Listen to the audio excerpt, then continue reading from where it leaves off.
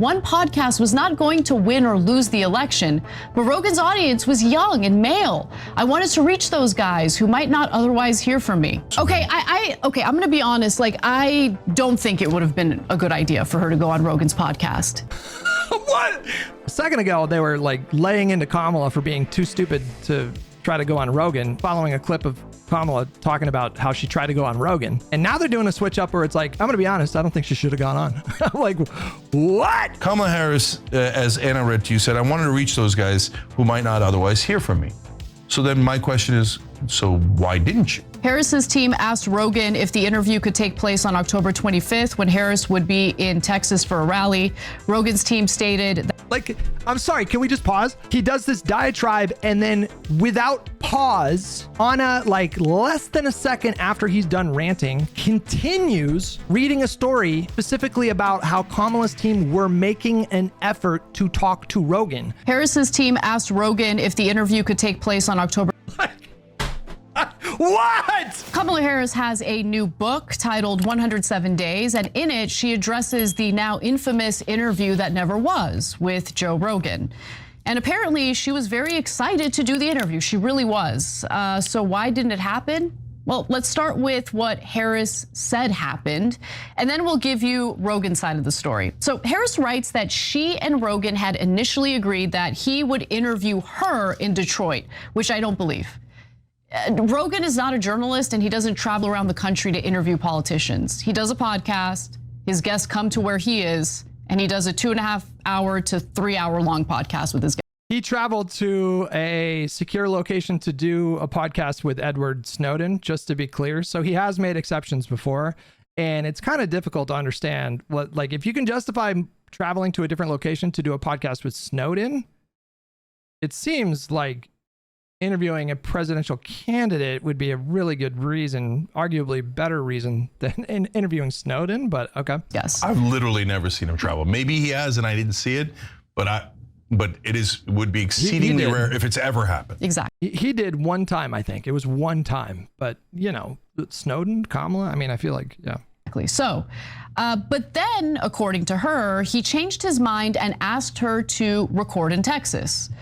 Harris said that was a big ask, considering every minute in a swing state mattered at that point late in the election. But she wrote that she was game despite reservations from some of her team. I mean, that was a big ask for a presidential candidate who only had 3.5 months to campaign. And you got to spend every waking moment in battleground states at that point. You're really aggressively targeting these crucial states that will determine the outcome of the election.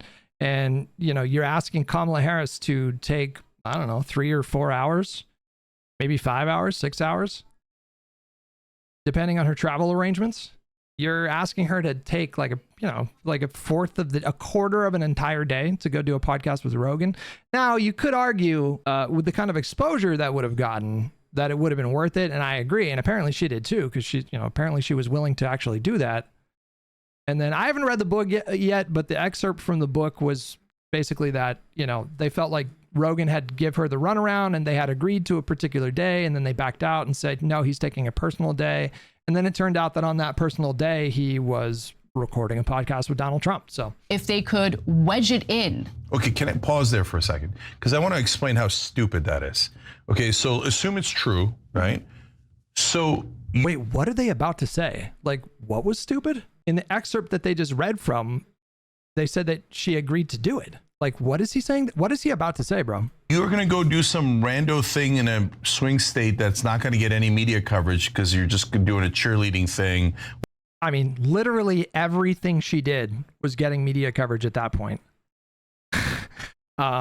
Everywhere she went, she was making news headlines. I don't know what the fuck he's talking about. With talking points, we saw it. Nobody covered those events. Instead, I mean, that's just not true. But instead of going on the largest podcast in America, where you... Wait, Cenk, did you not read what was on it? Okay, so he was gay. Harris said that it was a big ask, considering every minute in a swing state mattered at that point late in the election, but she wrote that she was game despite reservations from some of her team if they could wedge in. Did Cenk just start tuning out? After the first sentence here, or what did Trump's get? About 100 million views, something in that ballpark. So you chose not to address 100 million people because you were going to do an irrelevant rah-rah event. Wait, that's not what the excerpt. What is happening right now? He's having like a Hutch Boomer moment here. I don't think he really listened to the words that just came out of Anna's mouth. Is she going to correct him? In a swing state? Do you know how politically negligent that is? No, I thought it was a great political calculation. So much so Jesus. that she's still having to. Wait, you're not going to correct him? I'm losing my mind right now. Tell me I'm crazy, bro. Tell me I'm crazy in my belief that I think like the main reason why Democratic approval numbers are so low is because the entire left-wing media space is, something like this. This is pretty remarkable. Like it said, the words just exited Anna's mouth 45 seconds ago saying that she was game and they made an effort to actually do it. And now they're having this whole conversation about how it was stupid that she turned down Rogan. Like what? Answer questions about it today. And her excuses actually make it worse. It makes it worse because the lie is so obvious. I'm losing my mind right now. I feel gaslit by frankly that's what's happening. Like I feel crazy. Like I actually feel crazy. We are so cooked on the alternative media side of things. We are so cooked. We are so unbelievably cooked. Swanee Bird with $5. I'm having a hard time if leftists or MAGA are more bad faith in their arguments against Democrats. Like it's equally bad. I don't know what to say. Like it really is equally bad. Like Emma's critique of Jeffries, the thing that the whole thing that we just did a few minutes ago, like that was equally bad to a MAGA bad faith attack. And now this is just insane. Like, she just read something, like the words exited her mouth that Kamala Harris was game to try to do an interview with Rogan, and they made an effort to do it. Even though she had reservations about taking time away from swing states. The whole point of that excerpt was to say that she was game and that they made an effort to do it. And now her and Cenk are having a conversation about how Kamala was stupid to turn down Rogan. Like, what am I supposed to do with this? Like, obviously, I mean, this is in some ways kind of worse than a MAGA attack, because at least like MAGA, they never would have even read the excerpt. They would have just lied about her and, whatever. They just read the excerpt. But anyway, let's But even if it isn't a lie, Anna, it's saying, I don't know anything about modern American politics. I don't realize that going on that podcast is way more valuable to a campaign than doing a insular campaign rally where a bunch of Democrats go, are we all going to vote for each other? Yeah. That's totally irrelevant compared to that podcast. And to this date, she still doesn't realize it. So she also wrote. And you know what's even more remarkable is like this video looks like a compilation video. So somebody at TYT made the editorial decision to revisit this clip and rehash this clip in a compilation video. So Cenk, Anna, and the person who chose this clip and the person who edited the clip, like nobody noticed that the point that they're making is it's not based in reality. Like you talk about like flowchart brain rot.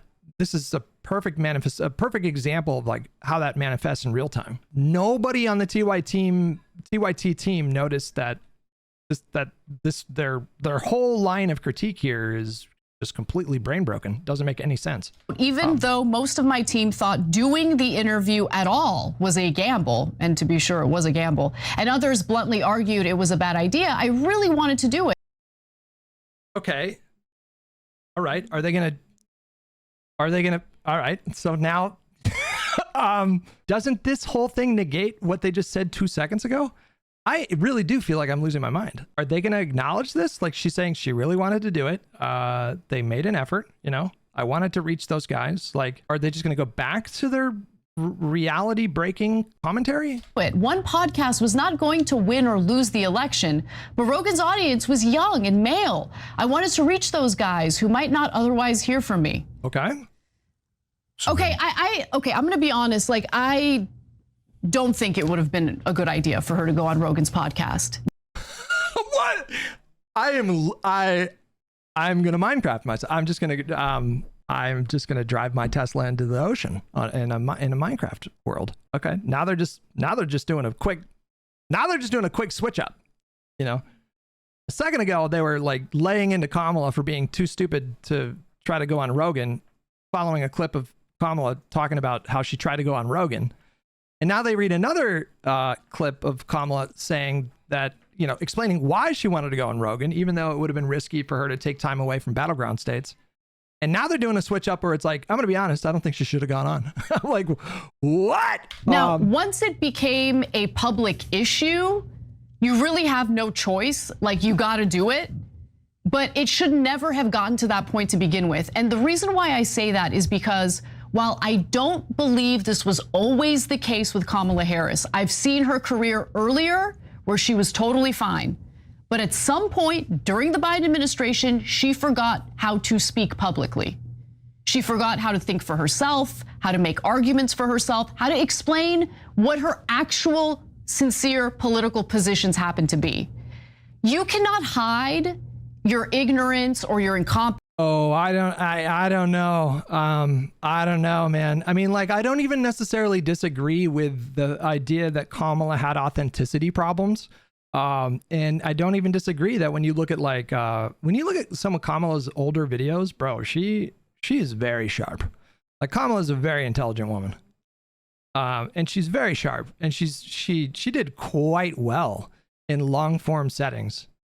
And, and then when she was on the campaign trail, it's like a very different kind of race. Like, you're running for president, it's a very different kind of race and very different kind of strategy. And she just looked very, sometimes that wasn't even all the time, but like sometimes she looked uncomfortable, right? Especially in the longer interviews, right? I don't disagree with that. But the idea that I really feel like she would have taken Rogan to task on a number of issues. Like, I think he would have gotten really antagonistic with her. And I just don't think she would have, she is a bulldog. Like, she is a killer, like a career bulldog. And I don't know if she would have been able to necessarily turn that instinct off in a conversation with Rogan. It would have behooved her to practice restraint and not be antagonistic. It would have been politically good for her to like do that in the moment, but I don't know. I feel like he would have pushed her on the most like ridiculous things, and I just don't know if she would have been able to hide her contempt. He would have pushed her on like really idiotic like MAGA conspiracy theory shit, and I think she probably would have let the guard down a little bit and kind of oozed contempt. Confidence or your failings in a 3-hour long. Like, she's treating Rogan as though Rogan is like this, she's treating Rogan like, oh God, who is that famous conservative debater from back in the day? God, what's his name? He had the big fucking teeth and he debated Noam Chomsky, super intellectual guy. Buckley. Yeah, William F. Buckley. She's treating Rogan like he's like this really sophisticated mind. Like, you really got to be on your A game to go into a Joe Rogan podcast. I really don't think you do. Like, if you're reasonably intelligent and reasonably articulate, then I think you can manage just fine in a conversation with Rogan. Kamala is like exceptionally smart and sharp and seasoned when it comes to like debate type settings as a prosecutor. And then also, if you look at her debates, her presidential debate, like, she fucking killed him in a video game, right? Like, I don't know, man. You really got to be on your A game to go into Rogan. Like, really? He's like his mind works like a fucking 8th grader. Conversation. And that's what Joe Rogan's podcast is. You're gonna be outed. Who you really are ends up coming out in a lengthy conversation like that. Yeah, so I'm gonna have one caveat to what you said there, and then I want to go back to something Kamala Harris said. So look, you can lie about a lot of things over 3 hours, because Trump did. Trump had the interview with Rogan and he said a bunch of gibberish that didn't make any sense. But what you can't hide is your authentic self. Exactly. So like, Trump is authentically a con man, and so and a blusterer. Even if you don't think he's a con man, he certainly has a lot of bluster. So he'll go in and then the whole 3 hours will be gone, but you'll get a sense of who Trump is. Okay. It's a bit of an oxymoron, but I kind of agree. Like, I've been saying this about Trump for years. Like, he's so transparently dishonest, which is an oxymoron. Like, that's a massive contradiction that doesn't really make sense, but people know that about him, and he's not he doesn't make a lot of, he's not sly or subtle. Like, when he lies, he goes really big. So, 20% goes to 99%. 15 turns into 200,000. Like, his lies are so grand and exaggerative and absurd that you just kind of know that about Trump at this point, and you just sort of get used to it. Okay, you like, you don't like, right? So Joe Rogan doesn't do the very tough follow-up questions, but you get a rough sense. Kamala Harris and a lot of Democratic politicians, unfortunately these days, there is no authentic self. All it is like a something that was. I mean, now I'm getting a little triggered because, like, who do you think is less authentic, Republicans or Democrats? It's obviously Republicans. Obviously. Their whole messaging strategy is rooted in just like shamelessly lying. Like, is Mike Johnson authentic? Is Thune authentic? Is that what we're going with? Is like Marjorie Taylor Greene? Are we calling that authentic? Well, maybe she's like authentically stupid. Maybe she is authentic, to be honest with you. It was manufactured at a factory run by Democratic consultants. So the correct opinion to have here is you're in favor of the corporate CEOs, and then you're in this, and then they give them the talking points, and that's why they sound like robots. When they go on mainstream media, they know they only get like 5 minutes. How much they speak is about 3 minutes in a normal interview. So can you do like Sarah Palin did back in the day? She realized, running in the first, she said, I was really nervous and about the debate, about interviews and stuff. And then I realized I could just memorize talking points. And you just, no matter what the question is, you state that. Z King with $5. Trump isn't honest or transparent. He's just shameless about his shortcomings, but some things he will hide, not due to shame, but due to being caught. I mean, yeah, that's a better way to put it. Like, I'm not being literal when I say he's transparently honest. It's like a turn of phrase. But the better word is that he's shameless. He doesn't give a he does not care. He does not give a fuck. Like, he will say anything. Like, anything if he feels like it will give him an advantage. That was Kamala Harris 101. So people would have found out that she has no authentic self. That's why Anna's right. That's why we shouldn't have picked her. But we didn't pick her. She was anointed. And then lastly, on this, Kamala Harris, as Anna read to you, said, I wanted to reach those guys who might not otherwise hear from me. So then my question is, so why didn't you? So she's making this guy a fucking idiot. Is he getting the Alzheimer's IVs? Like, what's going on? Like, how do you not have one but two excerpts that you read stressing the idea that Kamala did want to go on Rogan and made the effort to do it? Like, how are you missing this, Cenk? Making it serious, as Anna read to you, said, I wanted to reach those guys who might not otherwise hear from me. So then my question is, so why didn't you? Did you? I don't even do any of these people do prep. I'm losing my mind. When Emma Vigeland and, well, you know, like Cenk and Anna, when they show up in the morning and they're about to do all their recording, like, do they do any prep? Like, any prep? Do they read the summaries to get an idea of like what they're going to be talking about? You know, they read it in this video. They read the excerpt of Kamala making an effort to do it. And he's just like, why didn't she do it? Like, are you listening? Can you process language? Like, what is happening? So she's making it seem like her staff overruled her. Well, then I don't want you as president. No, that's not what she said. She said the opposite. She said she overruled her staff. She said that they said it was risky, but she overruled them, and then they made the effort to do it. Like, he's just... like, if I want to do something and I'm running for president... And then Anna doesn't correct him? Like, what's going on over there? I'm not going to say, oh, Democratic consultant told me not to, so I didn't. That reeks of weakness. If you wanted to do it, you should have done it. This is... I mean... I just feel... Yeah, I don't know, man. I feel so crazy watching these idiots. I feel insane. Like, what is happening? What is going on? Like, I feel like I'm in a fucking National Lampoon movie 24/7. That might be a little too old of a reference for a lot of you guys. Like, I feel crazy watching this. Like, I just want to reach through the screen. I'm like, Cenk, listen to what you're saying. Reread the excerpt. Just read it out loud if you have to. Read it 3 times until it sinks in. Don't tell me afterwards, oh, I didn't do it because I was led by Democratic consultants. I'm so weak I couldn't object. Harris's team asked Rogan if the interview could take place. There's no way they're going to do a third excerpt and then he keeps repeating it, right? Like, I will Minecraft myself. I will do it.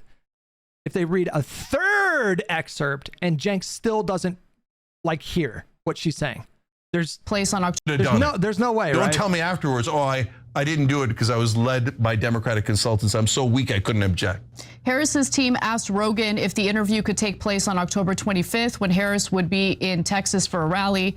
Rogan's team stated that was a personal day for Rogan and asked if the 26th was possible. Harris was unavailable. Big R with $10. There was an article in The Hill that described how Rogan snubbed Kamala out of the interview. Kamala even flew to Texas for the interview, but Rogan backed out. I didn't read that article, but I did read I read an article about it. It might have been that article. Bad Company with $5. Cenk basically just admitted he's glad that Trump got elected with, well, I don't want you as president. I mean, he just came out and said he was happy shortly after the election. Do you guys remember that crazy shit that Cenk said? Like, Cenk came out and was like, I'm glad that the establishment lost. You know, the establishment is my real enemy. And so anybody who is against the Democratic establishment is my ally. Do you guys remember that? Bro, he said it. He just said, like, I'm happy the establishment lost. That day and the interview. Guys, there's no way, right? Like, there's no way she's going to read a third excerpt and then Cenk does it for a third time, right? There's no way, right? I have not watched this video. I don't know if that's about to happen. But there's surely on the third time, he's going to say, oh, I think I heard you wrong and correct himself, right? So I didn't do it because I was led by Democratic consultants. I'm so weak I couldn't object. Harris's team asked Rogan if the interview could take place on October 25th when Harris would be in Texas for a rally.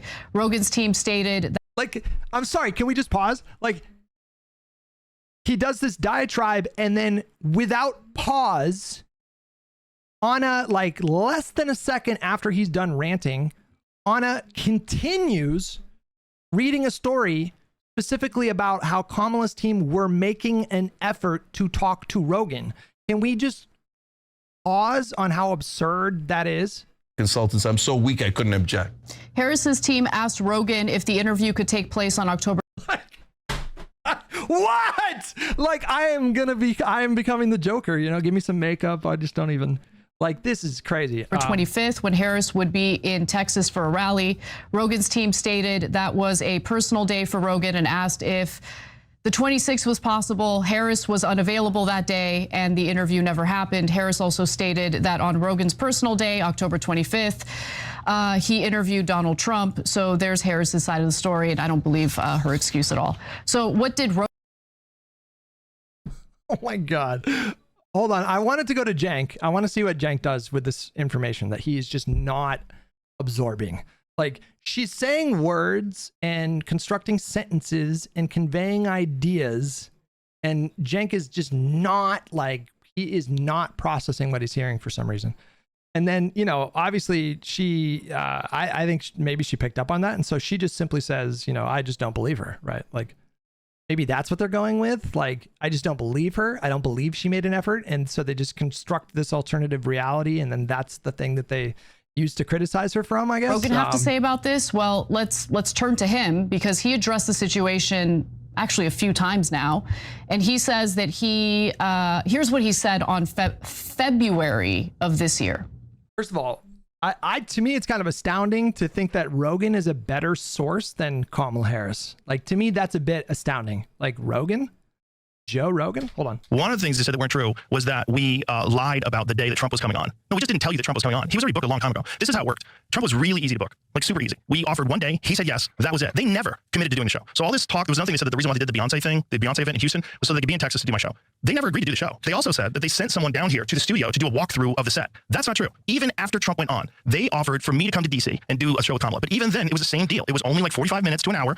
And, you know, it was not in my set. I wanted to release both of them on the same day. This was my goal. I was even trying to figure out if there's a way that I could do it. And I even offered to do it late that night. So the night that Trump... Here's what I think. I think Rogan has a whole team of people behind him that do all of the booking. Like, I don't think Rogan has a single part to play in any of the booking. And so I think Rogan just simply like had no, like was not appraised of what was actually going on behind the scenes. Like I really doubt Kamala Harris is just straight up just like lying about all of this.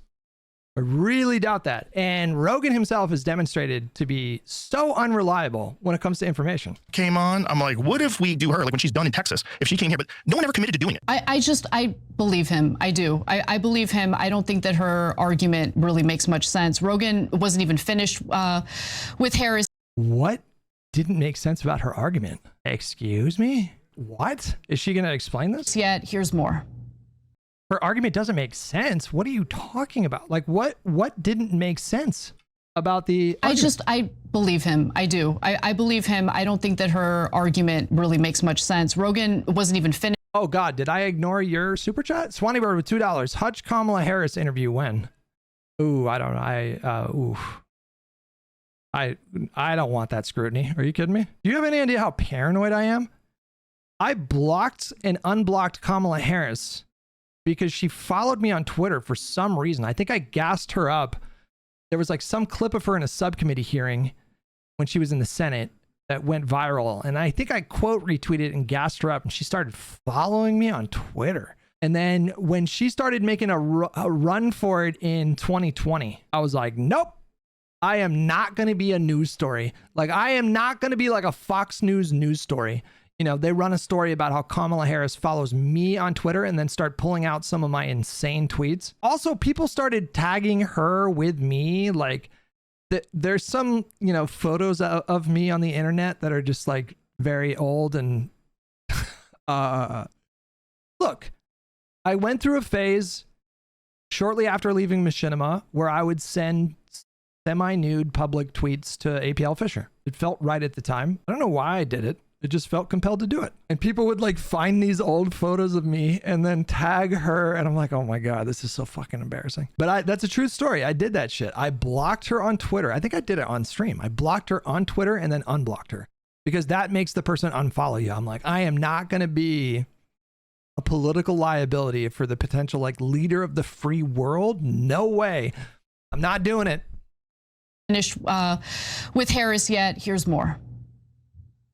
They wanted a stenographer in the room. They wanted staff in the room. Trump was sitting here by himself. Yeah. Just me, him, and Jamie. That's it. For 3 hours. Like they wanted to do everything. They wanted it very controlled. And they were really concerned that it wasn't going to be edited. So I don't think they ever really were sure they wanted to do it. Yeah. Even then, when they offered to do it in DC, my manager asked, is she committed to doing this? If I bring this to Joe, no, she hasn't committed to doing this. You talked to, what's that guy's name? Brett Breyer? Yeah. Where they cut that off after 20 minutes.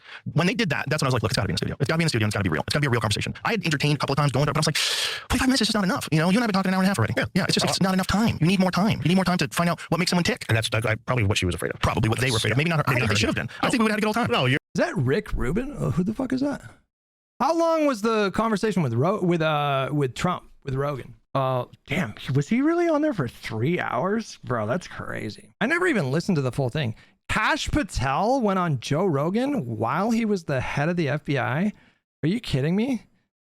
Did Kash Patel really do a fucking 2-hour podcast with Joe Rogan as the fucking FBI director? What the fuck are we? You're a good guy. I think we would have had fun. All right, we got a minute 30. Go ahead, Cenk. Yeah, I believe in Okay, hold on. So is he going to do 100%. So one of the reasons I believe him is because he says honest things like, yeah, we didn't tell him about when we were going to do the Trump interview. So like he's admitting that they were, you know, they played that game with them. Whereas the Kamala Harris people never admit any fault. Yeah, that sounds like Democrats. Come to DC and then maybe we'll give you an interview. Okay, which leads me to my most important point. Hey, schmucks of the world that run the Democratic Party. When schmucks of the world that run the Democrat Party. All the right. biggest show in America asks you to come on right before an election, you go on. It's not complicated at all. Okay. At all. You don't go, oh, maybe 45 minutes. Maybe you come here and then maybe I give you an interview. Maybe I don't. No, you go, yes, of course I'd like to come on. This is a nominee. This is a candidate for the presidency of the United States of America. And you are acting like a podcaster, albeit a very big podcaster. You are acting like a podcaster can command like unconditional terms. Like, are you serious? Do you really think that there was no negotiating like at all between Trump's people and Rogan's people? You don't think any conversations happened? Why? Like if I was the candidate, oh my God. You covered the Cash Rogan interview when it happened? Jesus, my memory is shit. I would have done it twice, 3 times, 4 times. Dry Luck TV, thank you so much. I appreciate you fact checking often and staying in reality. Do you have certain news sources you rely on for accurate reporting? I mean, I get my news sources from lots of different people, you know. I follow a lot of journalists on Twitter. I follow a lot of legal experts on Twitter. I just like read the news. My YouTube algorithm serves me a lot of news. I get my news from a wildly diverse pool of like journalists and lawyers, and yeah. I would have done every podcast 2-3 times over. Why? Because you're trying to reach people. You're trying to convince them. You're trying to get them to vote for you. Democratic politicians don't even try. And then they wonder, oh, how did we lose? You lost because you didn't even bother making your case. And now you want to try to convince me afterwards with an obvious bunch of lies. And even if they were true, it reeks of weakness. Oh, we couldn't handle an interview. Oh, my consultants told me not to do it. That's not what she said, Cenk. He still doesn't understand. Like, it is the opposite. She told her campaign staff, I want to do it. Like, they were telling her that it was a bad idea, and she pushed back and said, no, I want to do it. That was the excerpt, and he still doesn't seem to grasp like what was just said to him. Pathetic. For God's sake, next time we have a primary, let's pick someone strong and smart. I don't know. If it were me, I would be so embarrassed. Like if it were me and I did something like this and it was just so wrong, like so spectacularly wrong, I would be so embarrassed. I would come on the stream with you guys and just be like, fuck, bro. Like that would be, and I feel like you guys would hold my feet to the fire too. Like whenever I get stuff, I do and misinterpret stuff sometimes. It happened twice this stream, I think. And when it happens, you guys tell me like right away, like, no, you did not read that comment correctly. I like that about my audience. Like, I like that you guys are not like stands. I like that. I prefer that. I would be so embarrassed if I just got something this right. He just keeps repeating this thing like over and over again. And the reality is just he didn't like, he wasn't either wasn't listening to Anna when she was like saying what she was saying, or he is so brain broken that he's got that flowchart filter in his feeble little mind of his, and he's just translating the words into something that confirms his priors, I guess. I don't even. Yet another book has come out in regard to the 2024 presidential race and former President Barack Obama's role within it, especially on the Democratic side. Now, according to Fight Inside the Wildest Battle for the White House, Obama really did not want Kamala Harris to be the Democratic nominee after former President Joe Biden dropped out. Take a look. He didn't think that she could win. And we spoke to people very, very close to him who say this, and there were major concerns. So I think they were doing a quiet sort of lobbying effort to see, what the mood was and whether there was enough support for it. Certainly, I think Barack Obama was hearing from some donors. I know Nancy Pelosi was too, that Kamala Harris couldn't win. They kept doing this up until the final minutes of, right after Joe Biden endorsed Kamala Harris. I think they were still calling around. It's why I think Barack Obama kept his powder dry for several days. He wanted to see how all of this would play out, but he had major concerns. What were the concerns? What were the nature of the concerns? Yeah. I mean, well, she was untested. She was just totally untested. I was concerned. I mean, like, that was the reason why, like, I held out for, I think, 1 or 2 weeks. Like after the horrible debate that Biden had, it took me like 1 or 2 weeks to come around to replacing him because there were just no great options. Like there were just, I mean, I think she improved on his numbers. I think he would have lost by even more than she did. I think maybe he might have even lost states like Minnesota or like Virginia, New Jersey.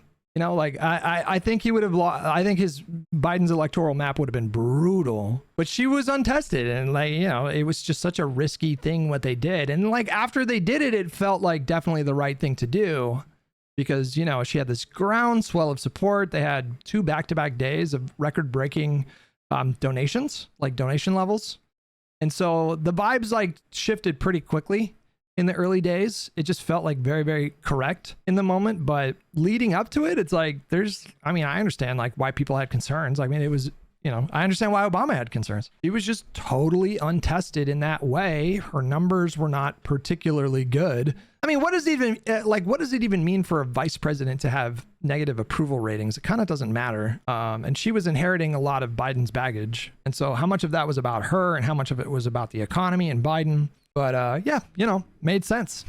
If I was Obama, I would have been concerned as well. And to be clear, Biden doing that was a fuck you to Nancy Pelosi and Barack Obama, who privately were, according to various reporting, were telling people that they thought like a mini primary would have been a better way to do it. Do like a mini primary leading into the convention. I don't know if that would have been better. I think picking Kamala was probably the better choice in that spot. I really don't know if that would have been better. That would be so fun and not annoying. I mean, it would have been good content for sure. Like a mini primary. That would have been something. The fact that she just wouldn't be able to win. I think that they all saw her as a weaker vice president. I don't think that they felt like Joe Biden had really.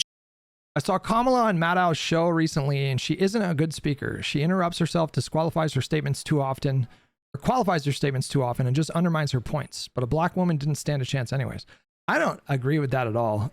This idea that she's not a good speaker, I don't agree with that. You should really see some of like there's long form content, like hour and a half long content of her giving a speech, being interviewed by someone in front of like a live audience, and back from like 2010, 2012, and she was super sharp. And she was a seasoned prosecutor. She was like a prosecutor for over a decade. You know, you can't raise to the level of district attorney of San Francisco and then Attorney General of California with a decade-plus career of criminal prosecution. Like, you can't do that without being a good speaker. It's like pretty much impossible. Championed her enough that she was coming in kind of ill-prepared to run as president. Certainly, they look back at her last campaign, I'm sure. I mean, look, Obama was right. I mean, Obama wasn't wrong. He was right. And look, the whole thing was a mess because you have the disastrous Joe Biden debate. He waits a month before he finally drops out and like robs Democratic 3 weeks. I think it was 3 weeks, to be fair, but whatever. Voters from an opportunity of taking part in some sort of primary to pick a better candidate. And I'm sorry, like, it's now. This is one of those things where it's like hindsight's always 20/20. It's like, this is really low hanging fruit. You know what I mean? Like, commenting after the fact about something in the past and then claiming that it was obvious at the time when really nothing was obvious. You know, this is just the definition of armchair, like Monday back quarterbacking. Over. So let me just be very clear. She was a very bad candidate. She wasn't funny.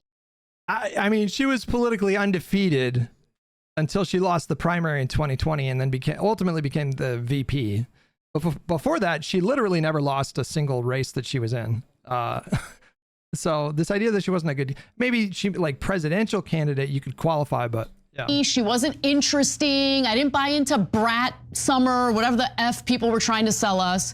Li Fong, a wonderful journalist, just recently published an investigative report he did for Real Clear Investigations. And in it, he found that I want to see if she's lying. Like, I want to see if she distorted, if she's distorting, like, I wonder if she was like glazing Kamala around the time that she like entered the race.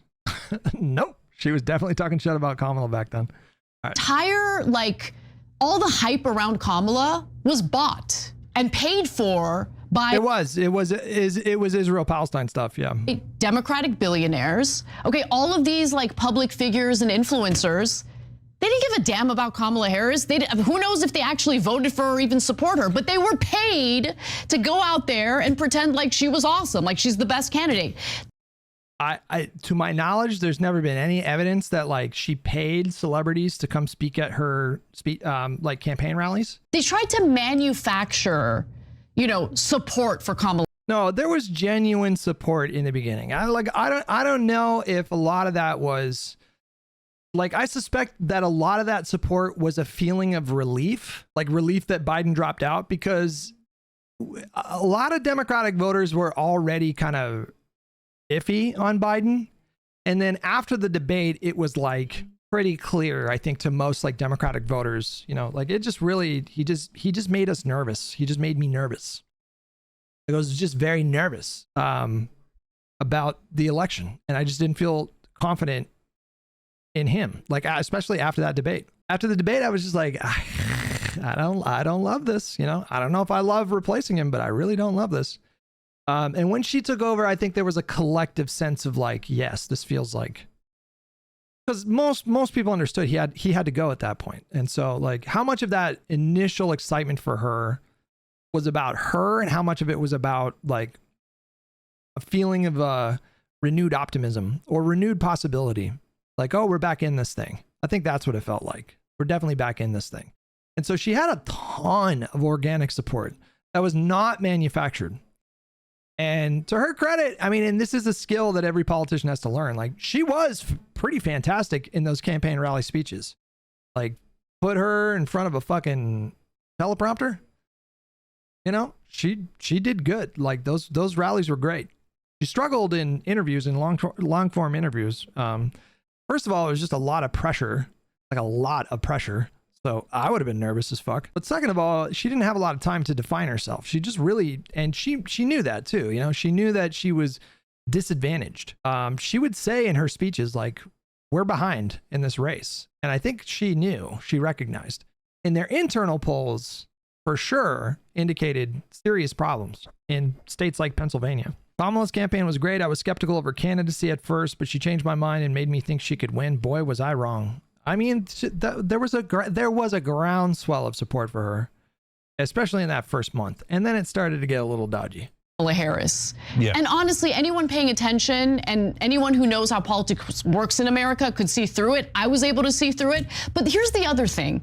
Everybody's a genius in retrospect. You know what I mean? Like, everybody's a fucking genius in retrospect. You weren't even able to tell the truth. You weren't even able to do accurate analysis of Kamala Harris and how she was running this campaign. Because if you did, oh, you're helping Trump win. You need to shut the F. I don't even know what she's talking. There were plenty of people in alternative media and in legacy media. There was plenty of commentary about Kamala's campaign strategy. This idea that you couldn't talk about it, like, what is this rewriting of history? F up and just pretend like she's a great, fabulous candidate who's definitely going to win, even though the aggregate of polls consistently showed her trailing Donald Trump. Yeah, so there's up to a point. I don't know if she ever took the lead in RCP's aggregate. They lean Republican. They did show. Yeah, even in RCP's aggregate. And this was like a Republican-leaning aggregate. They included some very dubious polls. However, to their credit, they landed like pretty much right. Their RCP average was Harris plus 0.1. And they were off the mark by 1.6. So they were pretty close to the outcome with their aggregate. But they showed her with a lead starting, what is this, in August, early August. And then, according to them, the race tightened quite a bit in the home stretch. And technically, she ended 0.1 ahead. I mean, but every aggregate that I saw, 538's aggregate as well, showed the same thing, where she did actually have a lead in the polls, and then it tightened quite a bit in the final stretch. Another group to watch out for here, and that's those so-called influencers in MSNBC. They're actually in the same bucket. Yes. Because, look, guys. Are they about to do a chorus reference here? Is that what's about to happen? We'll get back to Obama and Biden, because Obama didn't want Biden to run either. And I thought that was obvious for reasons I'll explain. But for Harris, it was exceedingly obvious, because Biden drops out. And at that point in the beginning, all of them, Biden, Obama, and Pelosi, and Schumer, none of them endorsed Kamala Harris. Normally the establishment anoints, as they did with Biden in 2020. You remember Obama called everyone. Wait, they didn't even really have an opportunity to. I mean, I don't even know what he's talking about here. He's just saying, like, before Biden dropped out and appointed her his successor. I mean, after she became the nominee and secured the support. I mean, she had to make a lot of phone calls. Like that first day, I did read this part of her book, I think, or I heard this part of the book. Like the day that Biden stepped aside and handed her the baton, you know, she was on the phone for like several hours all day, just reaching out to congressional leaders, union leaders, and consolidating support. And it was that in conjunction with the record-breaking like donors where it was like, okay, very clearly she's capable of, at the very least, like attracting funds. And Pelosi and Schumer and Obama, you know, endorsed her within a few days, I think. Got everybody, Buttigieg, Klobuchar, et cetera, to drop out of the race in South Carolina. Oh, God. Is that what? He doesn't even have this right. Hold on. They didn't drop out of the race in South Carolina. They dropped out of the race right before Super Tuesday. He's talking about 2020 right now? Is that what's going on? Look, guys, we'll get back to Obama and Biden because Obama didn't want Biden to run either. And I thought that was obvious for reasons I'll explain. But for Harris, it was exceedingly obvious because Biden drops out. And at that point in the beginning, all of them, Biden, Obama, and Pelosi, and Schumer, none of them endorsed Kamala Harris. What are we talking about right now? Biden didn't endorse Kamala Harris. What? He said, I want her to. What is he talking about? Normally the establishment anoints, as they did with Biden in 2020. You remember Obama called everyone, got everybody, Buttigieg, Klobuchar. Like he has it reversed here. Like they anointed Kamala in 2024. And there was a robust primary contest in 2020. Like he has it reversed. Maybe he's. And Schumer, none of them endorsed Kamala Harris. Normally the establishment anoints, as they did with Biden in 2020. You remember Obama called everyone, got everybody, Buttigieg, Klobuchar, et cetera, to drop out of the race. Buttigieg and Klobuchar dispute that, I think, by the way. I'm pretty sure, or at least one of them. I don't know. I think it was either Pete or both of them dispute that Obama called them. In South Carolina, so that Biden could get all the votes so that Bernie didn't win, right? And so they all did exactly what Obama told them to do, and he coordinated that. And that worked to make sure that Bernie lost so that we couldn't have a populist option so Donald Trump could win. Anyways, okay, that's a different. He is so all over the place. We won that election. Like, so Donald Trump could win. Like we won that election. To do, and he coordinated that. And that worked to make sure that Bernie lost so that we couldn't have a populist option so Donald Trump could win. Anyway. Like Biden won that race. Like what is he talking about? Okay, that's a different gripe.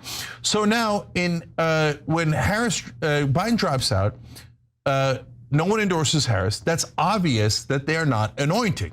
Super obvious, because we've seen them anoint in 2020. We've seen them anoint Hillary Clinton in 2016, and they're a machine. They all get on board. What's ironic is that he thinks that they should have anointed Bernie. Do you guys understand that? He thinks the Democratic Party should have anointed Bernie in 2020.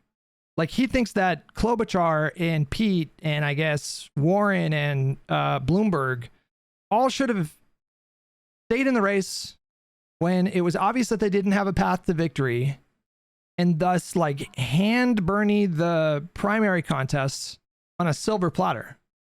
That's what he's saying they should have done, and they were bad for not doing that. But that would have been anointing. Like that would have been them anointing Bernie, just handing him the race. They all say that unity. I have a friend who's still mad about Bernie from 2016. Bro, I can't even begin to tell you. Like 2016 has been so damaging. The lies that were spread about that primary, the lie that it was like stolen from Bernie, has been so damaging in a lasting way. It's been so bad.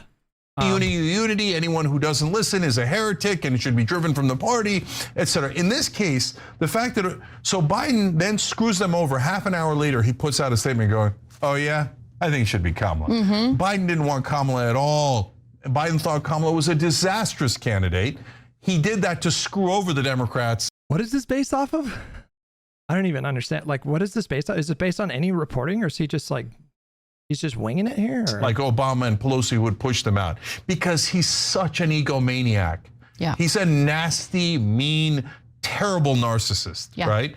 But the plan was none of us are going to endorse her because we should have an open convention because she's a disaster. Right. Obama and Pelosi stick with that plan for an excruciating 5 days because everybody's going, why is Well, he's got that wrong because we just read Pelosi endorsed her, I think that day or the day after. Is that what we just read? Obama endorsing her? Yeah, I Why isn't remember. Pelosi endorsing her? Meanwhile, everyone is endorsing within 2 days because This is so sloppy. Like, I'm actually just so kind of floored. I feel like my standards are higher than Cenk's in terms of how to cover things. And, you know, I really make an honest effort to get information correct.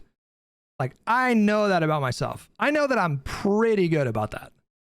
If you hear me talking about something, it's because I've done a little bit of research, like off stream. And I tell you guys when I don't know stuff, but I do make a really big effort. That is actually pretty important to me. And I would be embarrassed if I got something like this wrong. And it seems like Cenk gets stuff comically wrong, but pretty frequently. The standard is in the fucking basement over on TYT. They're lying on purpose. No, I think this is incompetence. I don't know if it's dishonesty. Maybe. I don't know. I don't know. I don't want to believe that about people. So it's difficult for me to believe that. The idea that people like intentionally lie, like people in Cenk's spot, it's way easier for me to believe that he's just lazy and incompetent. Because he's just rattling these things off. Like he just said that Pelosi waited until Friday to endorse, but that's not what I just read on a CBS news story from, we just read it. Hold on. Another high profile endorsement came the day after Biden withdrew, as Rep. Nancy Pelosi, former Speaker of the House, threw her support behind the vice president. She endorsed Kamala the next day. And he's like, so confidently saying that Pelosi waited until Friday. because of Biden, she rounded up all the delegates. And even after she got all the delegates, Obama and Pelosi hesitated before endorsing her, That's right? crazy, yeah. But when you It's just not true. I mean, it's the case for Obama. He did wait. It looks like 4 days, 5 days. But Pelosi endorsed the next day. He's just wrong about this. Like he just has. point that out, what happens is, and this happened to us, and me in particular, all of the influencers online that are literally Yeah, he's also just very presumptuous. You know, he just makes a lot of assumptions and just rolls with it. You know, you say like, supposedly fun, you know, Obama thinks this, Pelosi thinks that. Like, what is this based off of? I haven't seen any reporting to just that Biden thought Kamala was a terrible like, where did he come up with that? Like, I don't think that's true. I do think that Biden was selfish in many ways in the 2024, like the election year. Some of the actions he took are just kind of unforgivable. But the idea that he thought Kamala was a horrible candidate, that does not seem very likely. He just makes it up and he just like speaks about it as though it's just like, yeah, everybody knows this. You know, he thought she was a horrible candidate. He just like makes it up, you know? paid to kiss Democratic leadership ass, right? But to be fair to them, they genuinely believe it. I mean, they think that the path to victory is kiss ass harder, right? And that they'll yell at anyone not kissing ass. And they're like, how dare you, you're helping Trump. Their number one their thing is, you know how Democrats are like, there's nothing we could do. No, it's that you actively help MAGA. Like you are actively helping MAGA. If TYT went off the air tomorrow, I think that would net Democrats a not insignificant amount of votes. It's not that they, you know, call balls and strikes. It's it's an ongoing project for them. And with Anna, like her veil is even down, like her veil has been lifted even more. Like, you know, Anna is very actively helping MAGA. Like, I still can't believe he said, let me see if I can find the tweet. Exactly what he said. It was like, I sent him a message inviting him on Live and Learn, and he just fucking ghosted me. Okay, so it was like a few weeks after the election, so I got that wrong. It was like 3 weeks after the election, and he comes out with this tweet, and it's like, Jesus Christ. He said, I've been trying to figure out why I'm more optimistic now than I was before the election, even though I was so against the guy who won. I know now. MAGA is not my mortal enemy, and neither is the extreme left. My mortal enemy is the establishment, and they have been defeated. Like, he's just unambiguously celebrating the fact that Donald Trump won. It's not just that the establishment candidate lost, it's that their media is mortally wounded. The source of their strength was not insipid politicians like Mitch McConnell and Joe Biden. The source of their strength was their propaganda machine, the mainstream media. Now, online media is strong enough that their oppressive monopoly on the American mind has been broken. Now we're in the jungle. They hate that. I love it. This uncontrolled marketplace of ideas. He's doing like a Dave Rubin. Marketplace of ideas. This uncontrolled marketplace of ideas is where I'm home. I'd rather be in the populous woods than the establishment prison.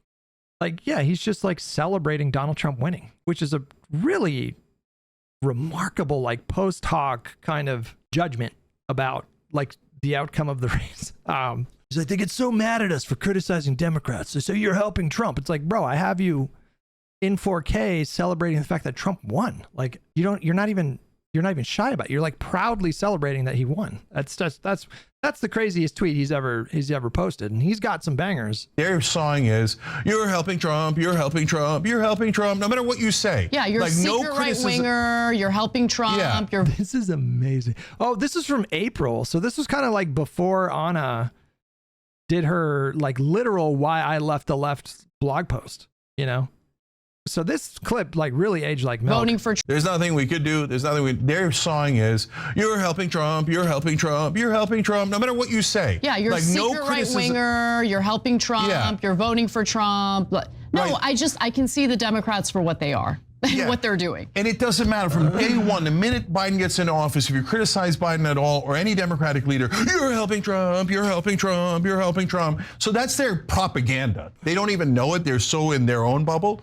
And MSNBC, same thing. So when we were saying, well, look, Obama's not endorsing. He won. Look, your beloved Obama, not my beloved, your beloved Obama, your beloved Pelosi doesn't want it to be Kamala Harris. They're like, you're lying. That's crazy. There's no way. Obama loves Kamala Harris. You're trying to help Trump. All elite memes with $5. We need to remember the people who folded during the time. When this MAGA era is over, do not let these people act like they're on our team ever again. I promise you that a day is coming in the future where Anna and Cenk will speak about Trump as though they were always like really opposed to him. Even though it was obvious right after the election that I am so sure that this is the case, that Cenk kind of like, you know, licked his finger and put his finger in the air and tried to get a gauge of like where the political winds were blowing. And I think in Cenk's calculation, MAGA was like on the come up in a permanent kind of way. Like, I think he really genuinely felt like there was a permanent demographic realignment that was happening. And so his calculation was, okay, I want to be friendlier to those people and then just get like really aggressively hostile towards Democrats. And he was wrong. Like, he was just wrong.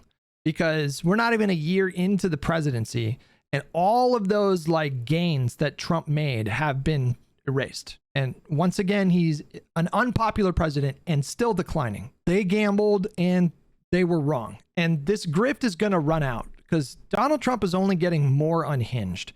And quite frankly, he's getting older. Like, he's not, maybe not as bad as Biden in terms of losing a step, but he's losing a step and he's getting more unhinged, and he's just going to become less and less popular as this presidency moves forward. And it's pretty uncharacteristic for presidents to rebound after their numbers go down, like especially in the 21st century. Like in the 21st century, like once your numbers start going down, you just don't really recover those numbers.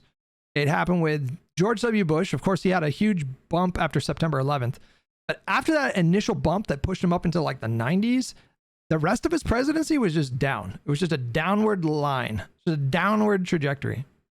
Obama might have bucked this trend a little bit, I think. I actually do think he rebounded a bit, but Trump's first term never rebounded. Biden never rebounded, and I don't think he's going to rebound this time as well. And TYT is going to try to do a reverse grift. You know, again, they're going to switch gears again at some point and pretend like they were always this way. That is going to happen. I promise you. Mark your calendars.